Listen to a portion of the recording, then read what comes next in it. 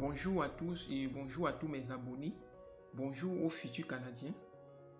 Bienvenue sur la chaîne. Si j'ai décidé de faire cette vidéo aujourd'hui, c'est parce que je me suis rendu compte qu'il y a beaucoup de personnes qui veulent exactement faire la procédure d'immigration pour le résident permanent par eux-mêmes, mais qui trouvent encore des difficultés.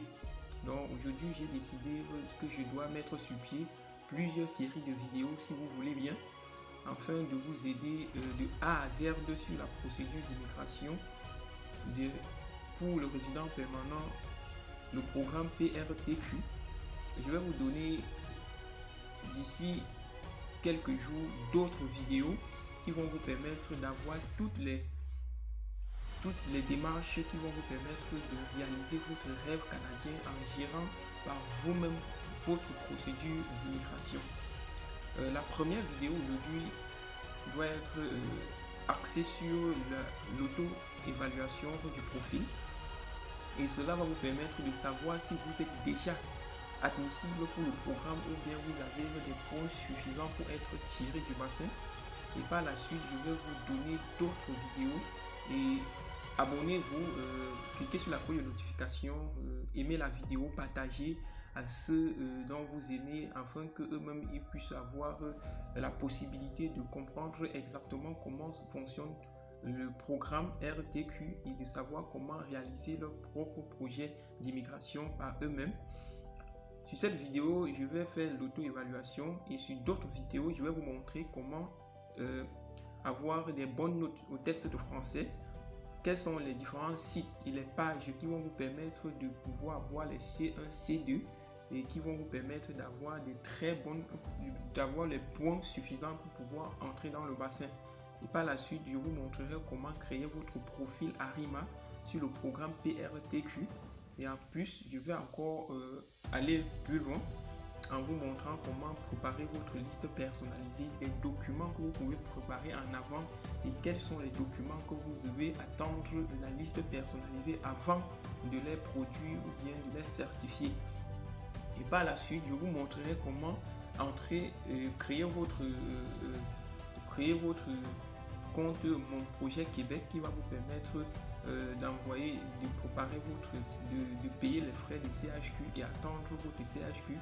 Et par la suite, toujours sur cette page, c'est pour cela que je vous demande de vous abonner, partager la vidéo, abonnez-vous massivement, parce que dans les semaines qui suivent, je vais faire beaucoup de vidéos qui vont vous permettre exactement de gérer par vous-même votre programme. C'est du lourd qui arrive, et je vous demande de m'aider et de partager, d'aimer, et aussi de partager dans vos différents groupes d'immigration, afin que chacun puisse avoir la possibilité de suivre cette vidéo-ci. Aujourd'hui, nous sommes aujourd'hui sur la page du Québec. Dès que vous êtes dans la page du gouvernement du Québec, vous allez voir, vous avez le programme régulier des travailleurs qualifiés. Vous descendez un peu plus bas, vous allez voir auto-évaluation. Vous allez cliquer sur auto-évaluation. Vous allez venir sur outils d'auto-évaluation. Et ici, là, nous allons attendre de charger la page. Et après avoir chargé la page, je vais vous montrer comment vous devrez... vous aurez la possibilité de voir si vous êtes capable d'entrer dans le bassin et de ressortir aussi le plus rapidement possible. Donc, vous cliquez sur commencer. Et ceci, je vais prendre le profil de quelqu'un qui m'a envoyé afin de vous montrer comment ça se passe. Donc, abonnez-vous massivement. Et je sais que chaque personne doit avoir sa propre manière de se... Parce que aujourd'hui, je vais prendre pour un célibataire. Bon, on va cliquer sur célibataire, on va aller sur continuer, on va laisser charger la page, on va mettre l'âge. La personne est entre 18 et 30 ans. Nous allons sélectionner, nous voyons que ça donne 130 points. Et nous allons cliquer encore sur suivant. Nous allons venir sur niveau scolaire. Nous allons cliquer ici. Et la personne a un bac plus 3. Et ici, vous allez voir université université premier cycle 1 an, université deuxième cycle.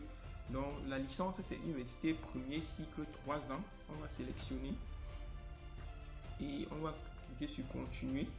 Domaine de formation. Dans le domaine de formation, vous avez la possibilité de cliquer sur dans la liste suivante. Vous allez voir où c'est en bleu, liste suivante. Vous allez cliquer là, vous allez aller dans cette page et voir votre niveau dans le domaine de formation. Si vous correspondez à A, B ou C. Ici, A, B, C, D ou E. Donc, la personne correspond à un domaine de formation section C. Et donc, si vous ne connaissez pas votre domaine de formation, vous devez cliquer tout simplement dans la liste suivante et vous allez avoir la possibilité de trouver votre domaine de formation. On clique sur suivant, diplôme au Québec. On va mettre non. Aucun diplôme au Québec. On clique sur suivant. Durée d'expérience de travail.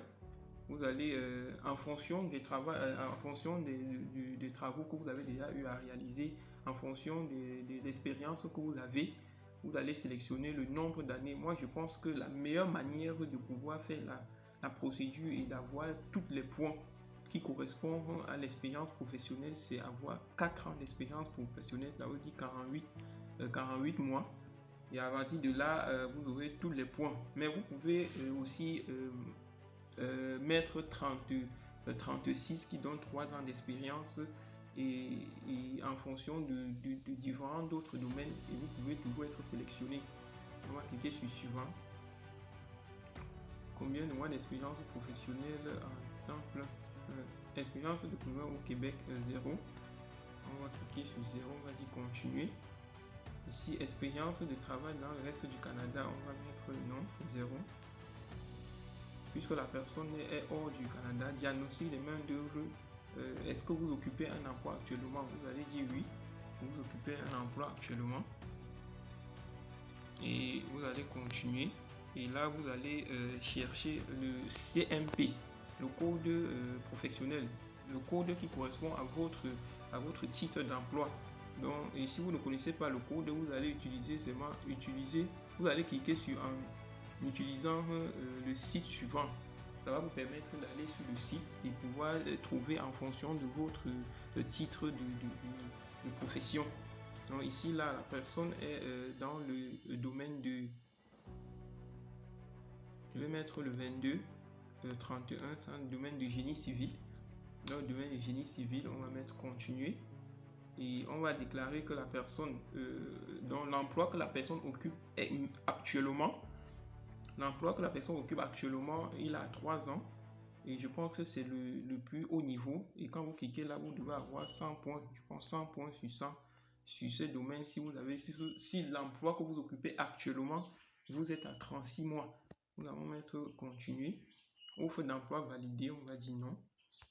On va continuer. On va dire connaissance linguistique français. Donc ici, vous allez mettre les notes.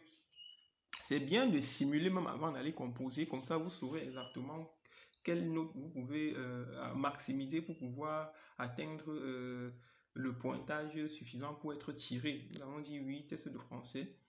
On va dire continuer. On va dire ici connaissance française, compétences orales. Et en sachant, sachez déjà que la compréhension orale et l'expression orale sont, ce sont ces deux paramètres qu'on utilise le plus sur Arima parce que cela vaut au moins 70 points et pourtant l'expression écrite et compréhension écrite c'est sur 20 points. Si vous avez un C2 vous avez 20 points et pourtant sur la compréhension si vous avez un C2 vous avez 70 points. Donc la personne a eu un C1 et on dit continuer. On va maintenant dire expression orale. Il a eu aussi un C1. Nous allons continuer et nous allons partir sur la compréhension écrite qui vaut uniquement 20 points si vous avez un C2 ou un C1. Donc ici, la personne a eu un B2. Nous allons cliquer sur continuer. Donc vous allez beaucoup maximiser sur les deux compréhensions pour avoir C2, C2 et cela vous permettra d'être vraiment à un bon point pour être tiré dans le bassin. Ici, on va mettre B2 aussi. Et vous voyez que on met continuer. Vous allez voir que la personne n'a pas fait des tests d'anglais. On va mettre non. Et nous allons mettre continuer. Vous allez voir que le pointage de la personne est à 599, qui est très bien pour être tiré dans le bassin.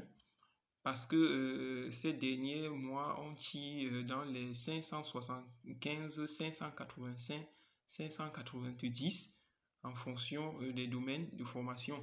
Donc la personne est bien lancée pour être tirée dans les mois qui suivent. Vous allez voir sur l'âge, la personne a eu 30 sur 30. Le niveau scolaire, c'est 83 sur 90. Le domaine de formation, c'est 30 sur 60.